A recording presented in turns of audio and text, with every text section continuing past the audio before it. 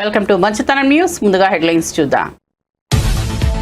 AP అసెంబ్లీలో SC వర్గీకరణపై చర్చ. ప్రసంగించిన deputy CM Pawan Kalyan. SC వర్గీకరణ కోసం చంద్రబాబు, మందకృష్ణ ఎంతో కృషి చేశారన్న పవన్.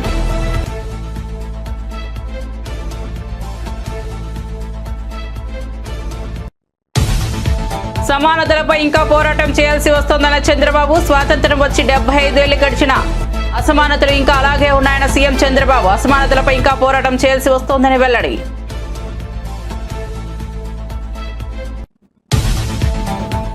బీఆర్ఎస్ అంటేనే ఉద్యమ పార్టీ అన్న కేటీఆర్. కాంగ్రెస్ ప్రభుత్వాన్ని దించాలంటే అది బీఆర్ఎస్ తోనే సాధ్యమన్న కేటీఆర్. బీఆర్ఎస్ అంటేనే ఉద్యమ పార్టీ అని వెల్లడి.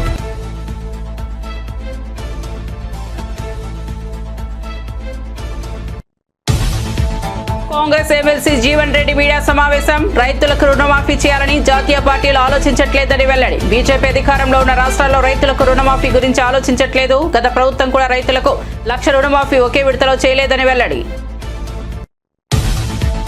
మిస్ వరల్డ్ పోటీల నిర్వహణ ఏర్పాట్లపై మీడియా సమావేశం. సమావేశానికి హాజరైన పర్యాటక శాఖ మంత్రి జూపల్లి కృష్ణారావు. సమావేశానికి హాజరైన మిస్ వరల్డ్ క్రిస్టినా పిస్కోవా. 140 దేశాల నుంచి మిస్ వరల్డ్ పోటీలకు హాజరవుతున్న మంత్రి జూపల్లి.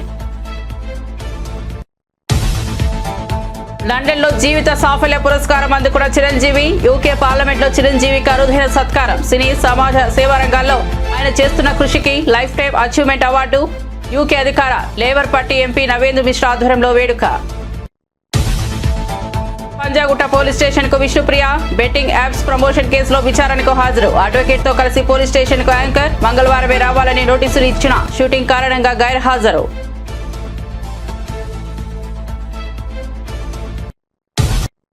ఇక వార్తా వివరాల్లోకి వెళ్తే ఏపీ అసెంబ్లీ సమావేశాల్లో ఎస్సీ వర్గీకరణ బిల్లుపై చర్చ జరిగింది. ఈ సందర్భంగా డిప్యూటీ సీఎం పవన్ కళ్యాణ్ మాట్లాడారు. ఎస్సీ వర్గీకరణ ఈ స్థాయి వరకు వచ్చిందంటే అందుకు 2 వ్యక్తులు కారణమని, వారు ముఖ్యమంత్రి చంద్రబాబు నాయుడు, ఎంఆర్పీఎస్ వ్యవస్థాపక అధ్యక్షుడు మందకృష్ణ మాదిగని కొనియాడారు. మందకృష్ణ మాదిగ ప్రారంభించిన ఉద్యమాన్ని చంద్రబాబు ముందుకు తీసుకెళ్లారని వివరించారు.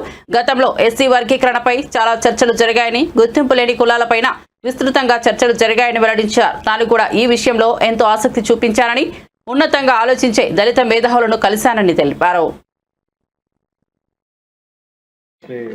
మా జనసేన అభిప్రాయం తెలియజేస్తాను అధ్యక్ష. గత 2 దశాబ్దాలుగా ప్రత్యేకించి ఇంకా స్పష్టంగా చెప్పాలంటే 2004 నుంచి చాలా దళిత మేధావులతోటి, చాలామంది దళిత కార్యకర్తలతోటి, అటు మాల మాదిగ ఉపకులాలు కావచ్చు, అన్ని రకాలుగా చాలామంది మేధావులతోటి చర్చల్లో పాల్గొన్నవాడిని అధ్యక్ష. వారు నన్ను మనస్ఫూర్తిగా ఆహ్వానించారు. అలాగే బహుజన సిద్ధాంతం కానీ వీటి పట్ల ఆకర్షితులైన వాడిని. అందువల్ల నన్ను చాలాసార్లు ప్రత్యేకించి వర్గీకరణ గురించి అనేక పర్యాయాలు దీని గురించి మాట్లాడుతూ ఉండేవాడు. నాకు తెలిసిన అనేక మంది మేధావుల్లో ఒకరు, చాలా కీలకమైన వ్యక్తి, central university professor Shri Nimmaladinna Sudhakar గారు. అలాగే మాల మాదిగ ఐక్యత కోసం కలిసి ఉండాలి కానీ వర్గీకరణ జరగాలని కోరుకునే కళాకారుడు, కవి మాస్టర్జీ గారు. అంటే ఎలాంటి వ్యక్తులను నేను కలుసుకున్నానంటే, ఆయన మాదిగ కులస్తుల అయింది కూడా, ఆయన మాల కులానికి చెందిన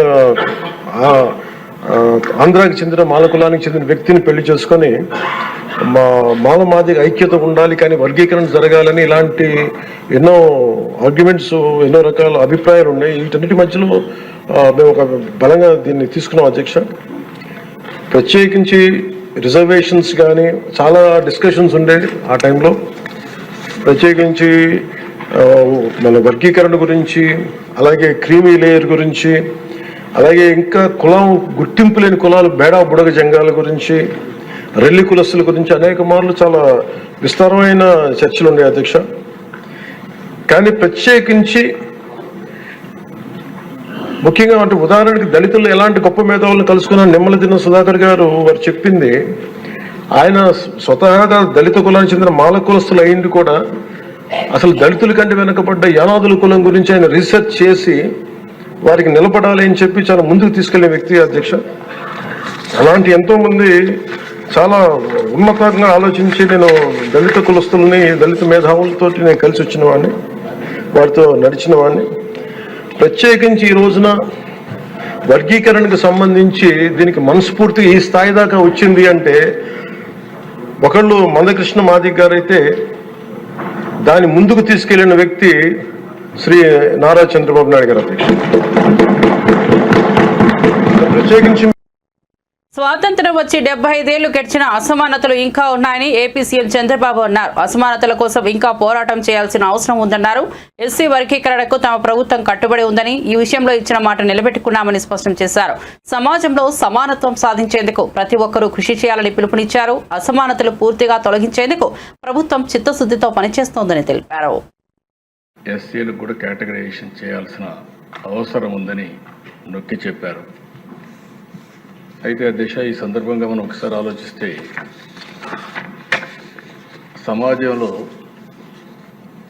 పేదరికానికి అనేక కారణాలు ఉన్నాయి. చరిత్రలో మనం చూసినప్పుడు కొంతమంది ఆర్థికంగా, రాజకీయంగా, సామాజికంగా వెనుకబడే పరిస్థితికి వచ్చారు. చరిత్ర ఒకసారి విశ్లేషించినప్పుడు ఈ 3 కారణాలు కూడా ఆ కులాల్ని ఎక్కడికక్కడ ఆర్థికంగా ఎలిక్కి లాగేసే పరిస్థితి వస్తుంది. ఇప్పుడు మనం ఒకసారి ఆలోచించిన దిశ స్వాతంత్రం వచ్చింది, 70 సంవత్సరాల పైన పూర్తి చేసుకున్నాం. నిన్న మళ్ళా చూస్తే 2047కి 100 సంవత్సరాలు పూర్తి చేసుకోబోతున్నాం. ఇంకా కూడా ఆర్థికంగా, రాజకీయంగా, సామాజికంగా అసమానతలపైన పోరాడే పరిస్థితి వస్తూ ఉంది. ఇక్కడికి వచ్చినప్పుడు దిశ ఈ కేసు చెప్పిన తర్వాత చరిత్ర కూడా ఒకసారి, చరిత్రలో నేను కూడా ఒక 40-50 ఏళ్ళు భాగస్వాములు అయ్యే పరిస్థితికి వచ్చాం. అది కూడా ఒకసారి చూసినప్పుడు దీన్ని ఇటీవల కాలంలో అనేక ఛాలెంజెస్ తర్వాత, నేను ఆ చరిత్ర చెప్పేటప్పుడు అవి కూడా చెప్తాను, ఒక తీర్పు ఇచ్చారు. 7 మంది జడ్జెస్ 6+1 తీర్పు ఇచ్చినప్పుడు చాలా స్పష్టంగా రాష్ట్ర ప్రభుత్వాలు ఏ వర్గమైనా సరే వెనకబడిందని భావిస్తే మీరు వర్గీకరణ చేసే అవకాశాలు ఉన్నాయని రాష్ట్రం కానీ కేంద్రం కానీ అందరికీ మీకు చేసే అవకాశం ఉందని చాలా స్పష్టంగా తీర్పు ఇచ్చారు. దానిపైన 1 మ్యాన్ కమిషన్ వేయడం, గ్రూప్ ఆఫ్ మినిస్టర్స్ని నియమించడం, వారందరూ ఆలోచించిన తర్వాత మొన్నే క్యాబినెట్లో కూడా ఒక నిర్ణయం చేశాం. ఈ నిర్ణయం చేసిన దాని వెనకాల దిశ ఎన్నికలప్పుడు కూడా ఎన్డీఏ కూటమి వర్గీకరణకు కట్టుబడి ఉందని చాలా స్పష్టంగా చెప్పాం. చెప్పిన మాట ఈరోజు నిలబెట్టుకోవడానికి ఆ మీటింగ్. అదే సమయంలో దిశ ఇక్కడ మనం ఒకసారి చూస్తే ఇంకా ఇప్పుడే మిత్రులు పవన్ కళ్యాణ్ గారు కానీ కొంతమంది మెంబర్లందరూ అడిగారు. ఒక విషయం చూసినప్పుడు బుడగజంగ అది ఎప్పటి నుంచో వాళ్ళ సమస్య అయితే చాలా విచిత్రంగా అటు ఇటు సమైక్య ఆంధ్రప్రదేశ్లో ఉన్నప్పుడు కొన్ని రోజులు వాళ్ళు ఎస్సీలో ఉండడం, తర్వాత ఇది రావడం అన్నీ జరిగాయి. నేను కూడా అది ఎక్స్ప్లెయిన్ చేసి ఒక తీర్మానం చేసి కేంద్రానికి పంపించి కేంద్రం ఆమోదిస్తే మళ్ళీ మనం ఎస్సీల్లో ఏ గ్రూప్లో చేర్చడానికి అవకాశం ఉంది, అది చేర్చడానికి అన్ని విధాలా రెండోది అధ్యక్ష రిలీజ్ కానీ అదే మరి కొన్ని కులాలు కొన్ని జిల్లాల్లో ప్రధానంగా ఉన్నారు. హైదరాబాద్ లో జరిగిన సమావేశంలో బీఆర్ఎస్ వర్కింగ్ ప్రెసిడెంట్ కేటీఆర్ మాట్లాడుతూ బీఆర్ఎస్ అంటేనే ఉద్యమ పార్టీ అని స్పష్టం చేశారు. తెలంగాణ రాష్ట్ర సాధన కోసం పోరాడిన ఈ పార్టీ రాష్ట్ర అభివృద్ధికి ముందుండి పనిచేసిందన్నారు. కాంగ్రెస్ ప్రభుత్వాన్ని గద్దె దింపాలంటే అది బీఆర్ఎస్ తోనే సాధ్యమని పేర్కొన్నారు. ప్రజా సమస్యలపై నిరంతరం పోరాటం చేసే పార్టీగా బీఆర్ఎస్ కొనసాగుతుందని తెలిపారు. ప్రజలకు న్యాయం చేయడమే తమ లక్ష్యమని, భవిష్యత్తులో కూడా అదే దిశగా ముందుకు వెళ్తామని వెల్లడించారు. హైదరాబాద్ లో మీడియా సమావేశంలో కాంగ్రెస్ ఎమ్మెల్సీ జీవన్ రెడ్డి మాట్లాడుతూ రైతులకు రుణమాఫీపై జాతీయ పార్టీలు ఎలాంటి ఆలోచన చేయడం లేదని విమర్శించారు. బీజేపీ పాలిత రాష్ట్రాల్లోనూ రుణమాఫీపై చర్యలు తీసుకోవడం లేదన్నారు. గత ప్రభుత్వ హయాంలో కూడా 1,00,000 రుణమాఫీని ఒకేసారి పూర్తి చేయలేకపోయారని గుర్తు చేశారు. రైతుల సంక్షేమం కోసం రాష్ట్ర ప్రభుత్వాలు ప్రత్యేక చర్యలు తీసుకోవాలని సూచించారు. రైతులను ప్రోత్సహించేందుకు కాంగ్రెస్ ప్రభుత్వం కట్టుబడి ఉందన్నారు. ధాన్యం కొనుగోలు కేంద్రాలు ఎవరు ఆరంభింపజేసిందే? మేమే ఆశ్చర్యపోయినాయి. ఒకప్పుడు తెలుగుదేశం ప్రభుత్వం హయాంలో ఏదైతుందో 6 కాలం కష్టపడి పంట పండిస్తే చివరికి అమ్ముకోవడానికి వచ్చే వరకల్లా రైతు అనేక ఇబ్బందులు ఎదుర్కొంటున్నాను. కానీ వైఎస్ రాజశేఖర రెడ్డి గారు ముఖ్యమంత్రిగా ఆనాడు గ్రామాల ధాన్యం కొనుగోలు కేంద్రాలను ఏర్పాటు చేసి మద్దతు ధర కల్పింప చేయడానికి కొరకు ఏదైతుందో కార్యక్రమం అమలు చేపట్టడం జరిగింది. The same programme now we are continuing. ఏ విధమైన ఆంక్షలు లేకుండా, తప్ప లేదు, తాలు లేదు, దుమ్ము లేదు, ధూళి లేదు, ఏ విధమైన అదనపు తూకం లేకుండా వాళ్ళ ధాన్యాన్ని మద్దతు ధర కల్పింప చేయడానికి అమలు చేయడమే కాదు, సన్న రకాలు వరి ధాన్యానికి బోనస్. ఎందుకంటే వినియోగదారునికి ఏదైతుందో ఈ సన్న రక బియ్యం ప్రాధాన్యత సంతరించుకుంటుంది. రేపు ఉగాది నుండి ఏదైతుందో రాష్ట్ర ప్రభుత్వం ఈ పౌర సరఫరా శాఖ ద్వారా పంపిణీ చేయబోయేట్టుగా బియ్యం ఏదైతున్నదో పీడిఎస్ రైసే సన్న రకం పంపిణీ చేయాలని సంకల్పిస్తుంది. దానికి ప్రోత్సాహకంగా ఏదైతుందో ఈ వరిధాన్యం సన్న రకానికి 500 రూపాయలు అదనంగా, అంటే ఉదాహరణకు ఎకరానికి ఒక 20 క్వింటలు పండిస్తే 20 × 500 10,000, 20 × 500 10,000. దేశంలో ఎక్కడైనా కేవలం మద్దతు ధర మినహా ఏ రకం ధాన్యమని కానివ్వండి బోనస్ కల్పిస్తున్నటువంటి ఒక ఉదాహరణ ఎక్కడైనా ఉన్నదే?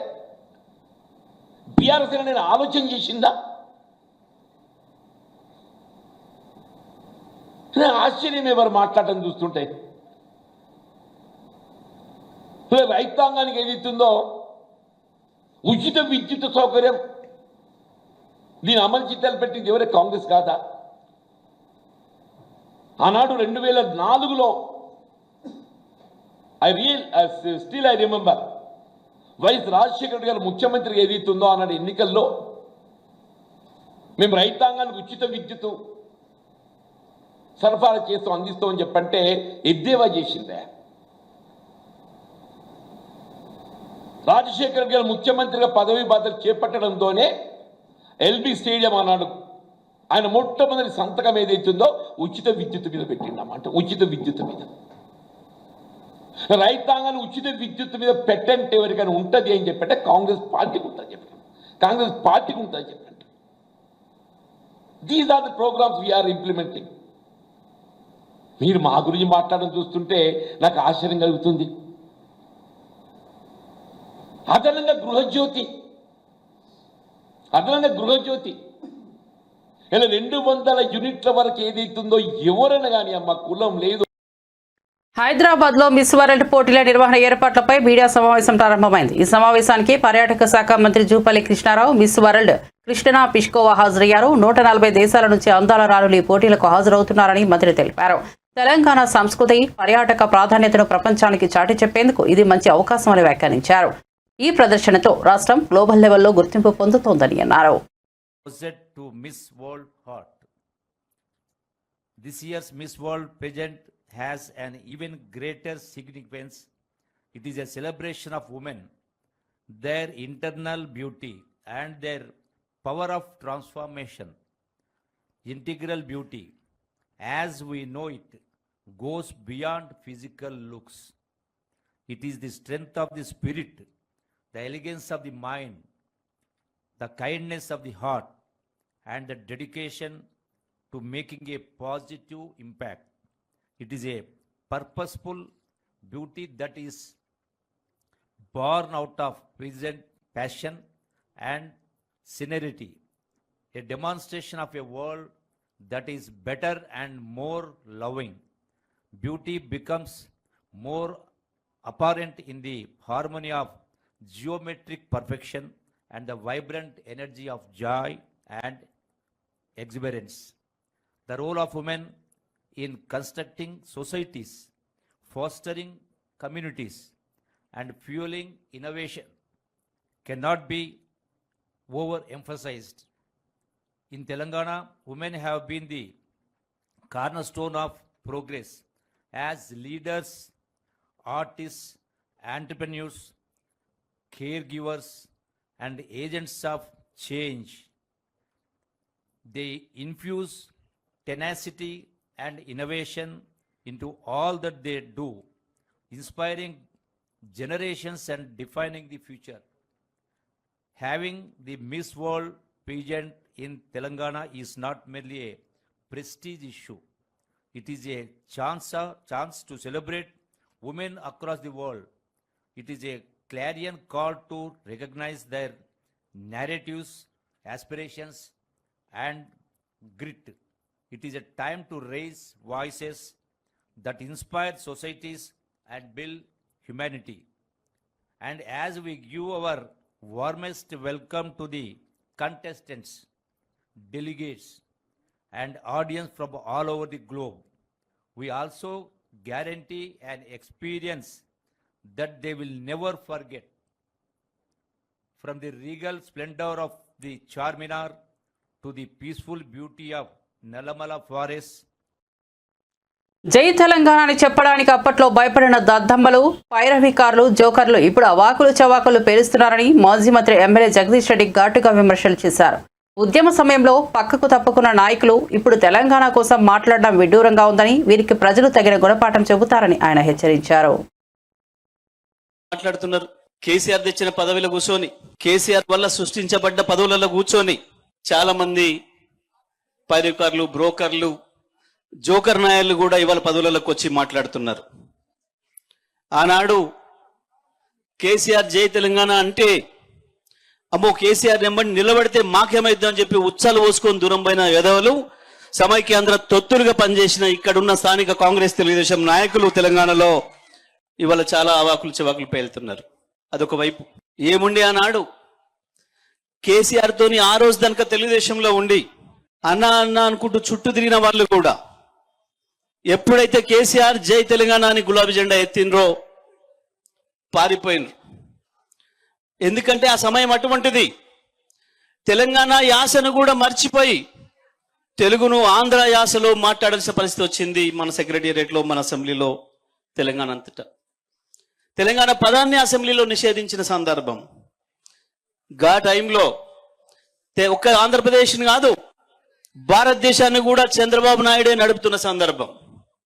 అటువంటి టైంలో తెలంగాణ ఎండిపోతున్న తెలంగాణను చూసి, వెళ్ళిపోతున్న తెలంగాణను చూసి, వలసల పాలైన తెలంగాణను చూసి నేనున్న తెలంగాణ కొరకు, తెలంగాణ రైతులారా చనిపోద్దు, తెలంగాణ నేతనలారా చనిపోకండి,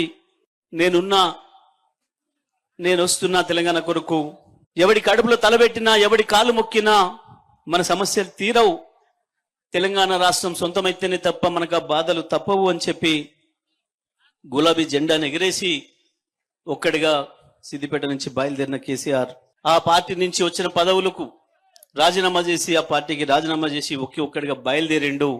ఎన్ని అవమానాలు ఎదురైనా, ఎన్ని అవాంతరాలు ఎదురైనా ఒక్కరొక్కరిగా వస్తున్న వాళ్ళని కలుపుకొని ఊరికొక్కరే ఉన్నా, ఊరికొక్కరిని కేసీఆర్ అని పిలిచినా భయపడకుండా వచ్చిన ఉద్యమకారుల్ని వెంటబెట్టుకొని ఒక తల్లి కోడి పిల్లల్ని ఎట్లా రెక్కల కింద పెట్టి కాపాడుకుంటుందో కాకల నుంచి, గద్దల నుంచి, ఆ పద్ధతుల్లో ఉద్యమకారుల్ని కాపాడుకుంటూ ఒక్కొక్క అడుగు ఎక్కుతూ ఉద్యమాన్ని ఎట్లా నిలిపి ఉంచాలి అని చెప్పి ఎవడికి అర్థం కాని పద్ధతుల్లో ఎందుకు రాజీనామాలు చేయిస్తున్నాడు కేసీఆర్, ఎందుకు పదవుల్ని రకంగా వదిలేస్తున్నాడు, ఎందుకు ఉప ఎన్నికలు తెస్తున్నాడు అని చెప్పి ఆనాటి సమైక్యవాద తొత్తులైన కొంతమంది మీడియా వాళ్ళకు కూడా అర్థం కాకుండా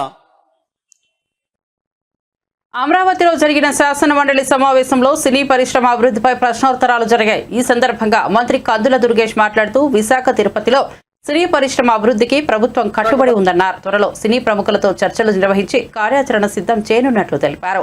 గిరిజన ప్రాంతాల్లో పట్టణ పర్యాటక అభివృద్ధికి ప్రత్యేక ప్రణాళికలు రూపొందిస్తామని వెల్లడించారు. సినీ పరిశ్రమకు ప్రోత్సాహం అందించి ఆర్థిక వృద్ధికి దోహదపడేలా చర్యలు తీసుకుంటామని స్పష్టం చేశారు. క్వశ్చన్, మీరు ఒక అబ్జెక్షన్ రేజ్ చేశారు. ఒక కాన్స్టిట్యూషనల్ పదవిలో ఉన్న ఒక వ్యక్తి అవసరమైతే 170ని అమెండ్ చేసి చేయాలనేది దాని ప్రభుత్వం రిప్లై ఇవ్వనివ్వండి. దానికి కావాలంటే మళ్ళీ మీకు ఇంకో chance supplementary, but don't make this A discussion. చెప్పనండి, ప్రభుత్వం చెప్పనండి అంతవరకు. వారి సభ్యులు ఒక విషయాన్ని అర్థం చేసుకోవాలి. బయట అనేక రకాలైనటువంటి సూచనలు వస్తాయి, సలహాలు వస్తాయి. వాటిని ప్రభుత్వం ఏ మేరకు తీసుకుందనేటువంటి విషయాన్ని వారు అర్థం చేసుకోవాలి. In the floor of the house నేను ఆ శాఖ మంత్రిగా ప్రభుత్వం తరఫున చెప్తున్న మాట 170 యాక్ట్ ని సవరించే ఉద్దేశం ఈ ప్రభుత్వానికి లేదు అని చాలా కేటగారికల్ గా నేను చెప్పాను. చెప్పినప్పుడు కూడా ఇంకా దాన్ని పదే దాన్ని పట్టుకుని ఇది ప్రభుత్వ ఇదా నేను చెప్పేసాను సమాధానం. వారు దాన్ని కన్విన్స్ అయితే తీరాలి. ఎందువల్లంటే ప్రభుత్వం తరపున ఇది ఫ్లోర్ ఆఫ్ ది హౌస్ నేను చెప్తా ఉన్నాను, ఆన్ రికార్డ్స్ చెప్తా ఉన్నాను. ఆ సవరించే ఉద్దేశం మాకు లేదు. అందులో ఆ పరిధిలోనే ఆ ప్రివ్యూలోనే గిరిజనులు ఇన్వాల్వ్ చేసి పర్యాటక అభివృద్ధి చేయడానికి మేము సిద్ధంగా ఉన్నాం అనేటువంటి మాట, దీనికి అనుగుణంగా కేంద్ర ప్రభుత్వం ఇచ్చిన పథకంలో కూడా పెడతాం అనేటువంటి మాట స్పష్టంగా చెప్పిన తర్వాత కూడా వారు పదే ఆ ప్రశ్న అడగడంలో అర్థం లేదు అధ్యక్ష. ఈ go for next supplementary if you have anything. అడుగుతాను అధ్యక్ష, చట్టాన్ని సవరించే ఆలోచన లేదని మంత్రి గారు స్పష్టం చేస్తున్నారు. ప్రభుత్వం యొక్క ఆలోచన. ధన్యవాదాలు అధ్యక్ష. కానీ ఇక్కడ ఒక విషయాన్ని 6వ తారీఖు ఫిబ్రవరి కేబినెట్ నోట్లో విశాఖపట్నం జిల్లాలో ఏజెన్సీ ప్రాంతమైనటువంటి అనంతగిరి జిల్లాలో చిత్తంగూడ అనేటువంటి విలేజ్ లో హైడ్రో పవర్ ప్రాజెక్టుకి నవయుగ అనే ఒక ప్రైవేట్ ఆర్గనైజేషన్ కి 170 చట్టం ఉందని తెలిసి కూడా కేబినెట్ లో ఎలా అప్రూవ్ చేశారు? టూరిజం కి లిమిట్ అయ్యి దాని మీద సప్లిమెంట్ చేసి అడగండి. Don't go beyond different subject. కాదు చట్ట సవరణ చేయాలా వద్దనేది మనంగా డిసైడ్ చేసేది, సభలో డిసైడ్ చేస్తాయి. ఆ అప్రహెన్షన్ ని మనం సభలో డిస్కస్ చేయడం కరెక్ట్ కాదు. అది ప్లీజ్ మీరు కన్ఫైన్ టు సబ్జెక్ట్ ప్లీజ్. అధ్యక్ష, అర్థమైంది. ప్రశ్నకి పరిధి దాటి ఆయన రావు. మీరు వేరేగా బయట వేరే మాట్లాడచ్చు, లేకపోతే వేరే డిబేట్ లో మాట్లాడచ్చు. కానీ నా శాఖ పరిధి మేరకు మీరు ఏ ప్రశ్న అడిగారో వాటికి స్పష్టంగా నేను చెప్పాను. 170 యాక్ట్ సవరించే ఉద్దేశం లేదు, పర్యాటక శాఖ ప్రకారం చెప్పిన మాటలు చెప్పాను. మీరు ఆ పరిధిలోనే నన్ను ప్రశ్నలు అడగాలి. కానీ వేరే కొత్త పరిధిలోకి వెళితే ఆ ప్రశ్నలకు సమాధానం చెప్పాల్సిన అవసరం కూడా నాకు ఉండదు. అది అర్థం చేసుకోండి. రెండో ప్రశ్నలు అడుగుతారు. Please ask any question, any supplementary related to tribal tourism. Sir, not general issues which will touch the act of 170. నేను బయటికి వెళ్ళట్లేదు. నా ప్రశ్నలు రెండే. 170 చట్టాన్ని సవరించే ఆలోచన లేదన్నారు. చాలా సంతోషం. అది దాని సంబంధించినటువంటి పవర్ ప్రాజెక్టు ప్రైవేటు వ్యక్తులకి ఏజెన్సీ ప్రాంతంలో ఎలా ఇచ్చారు? ఇది రాష్ట్రంలో ఉన్నటువంటి గిరిజనుల యొక్క మనోవేదన గురి చేస్తున్నటువంటి అంశం అధ్యక్ష. ఇది రెండు, రాష్ట్రంలో పర్యాటక ప్రాంతానికి అధికంగా ఆదాయం వచ్చే ప్రాంతాలు గిరిజన ప్రాంతాలు. అరకు గాని, లంబసింగి గాని, పాడేరు గాని ఈ ప్రాంతాలు అత్యధికంగా లాభాలు వస్తున్నాయి. కానీ అక్కడ పనిచేస్తున్నటువంటి టూరిజం డిపార్ట్మెంట్ లో పనిచేస్తున్నటువంటి ఉద్యోగులకి ఈ రోజు కూడా ఉద్యోగ భద్రత లేదు అధ్యక్ష.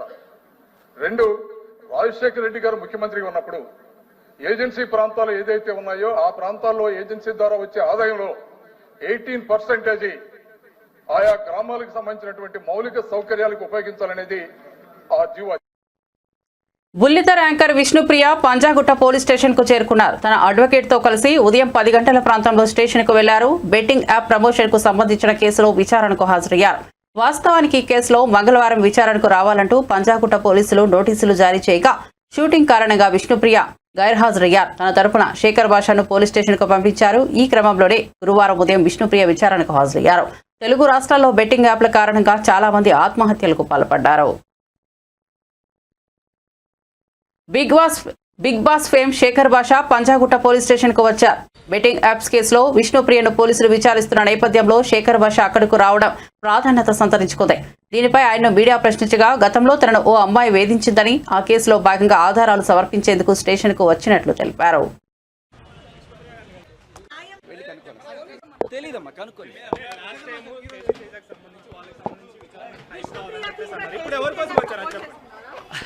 అమ్మ నేను ఒక్క 5 నిమిషాలు టైం ఇస్తే ఎవరి తరఫున రాలేదండి,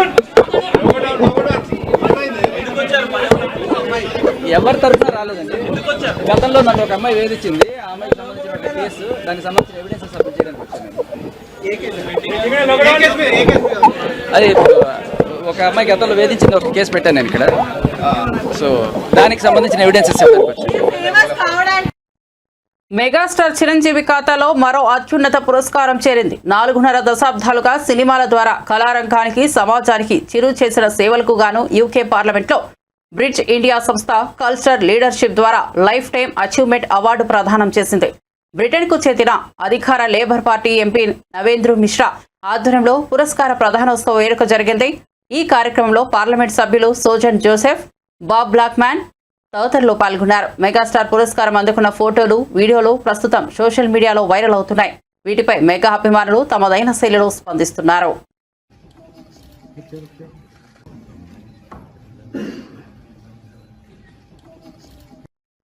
ప్రముఖ సినీ గాయని ఎస్పీ శైలజ శ్రీ లక్ష్మీ నరసింహస్వామి అమ్మవారిని దర్శించుకున్నారు. ఆలయ విగ్రహాలకు ప్రత్యేక పూజలు నిర్వహించి స్వామివారి ఆశీస్సులు పొందారు. భక్తులతో కలిసి పూజా కార్యక్రమాల్లో పాల్గొన్నారు. ఆలయ అధికారులు గాయని శైలజకు ప్రత్యేక దర్శన ఏర్పాట్లు చేసి తీర్థ ప్రసాదాలు అందజేశారు.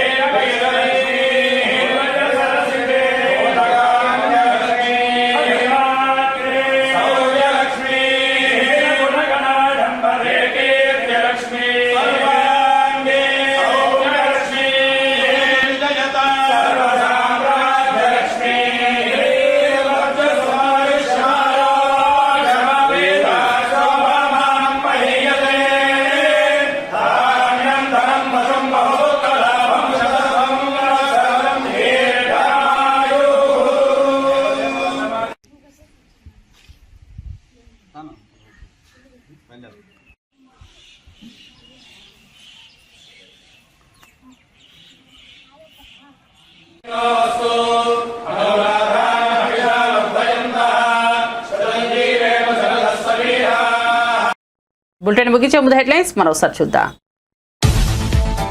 ఏపీ అసెంబ్లీలో ఎస్సీ వర్గీకరణపై చర్చ. ప్రసంగించిన deputy CM Pawan Kalyan, SC వర్గీకరణ కోసం చంద్రబాబు, మందకృష్ణ ఎంతో కృషి చేశారన్న పవన్.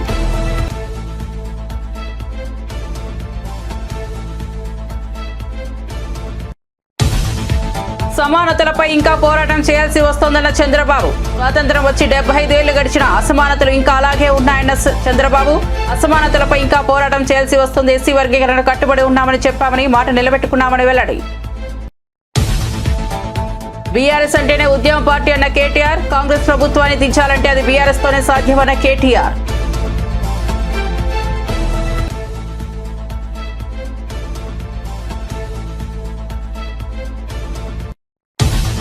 కాంగ్రెస్ ఎమ్మెల్సీ జీవన్ రెడ్డి మీడియా సమావేశం. రైతులకు రుణమాఫీ చేయాలని జాతీయ పార్టీలు ఆలోచించట్లేదని వెల్లడి. బీజేపీ అధికారంలో ఉన్న రాష్ట్రాల్లో రైతులకు రుణమాఫీ గురించి ఆలోచించట్లేదు. గత ప్రభుత్వం కూడా రైతులకు 1,00,000 రుణమాఫీ ఒకే విడతలో చేయలేదని వెల్లడి. మిస్ వరల్డ్ పోటీల నిర్వహణ ఏర్పాట్లపై మీడియా సమావేశం. సమావేశానికి హాజరైన పర్యాటక శాఖ మంత్రి జూపల్లి కృష్ణారావు. సమావేశానికి హాజరైన మిస్ వరల్డ్ కృష్ణ పిస్కోవా 140 దేశాల నుంచి మిస్ వరల్డ్ పోటీలకు హాజరవుతారన్న మంత్రి జూపల్లి. లండన్ లో జీవిత సాఫల్య పురస్కారం అందుకున్న చిరంజీవి. యూకే పార్లమెంట్ లో చిరంజీవికి అరుదైన సత్కారం. సినీ సమాజ సేవా రంగాల్లో ఆయన చేస్తున్న కృషికి life time achievement award. UK అధికార Labour party MP Navendra Mishra ఆధ్వర్యంలో వేడుక. పంజాగుట్ట పోలీస్ స్టేషన్ కు విష్ణుప్రియ బెట్టింగ్ యాప్స్ ప్రమోషన్ కేసులో విచారణకు హాజరు. అడ్వకేట్ తో కలిసి పోలీస్ స్టేషన్ కు యాంకర్. మంగళవారమే రావాలని నోటీసులు వచ్చిన షూటింగ్ కారణంగా గైర్హాజరు.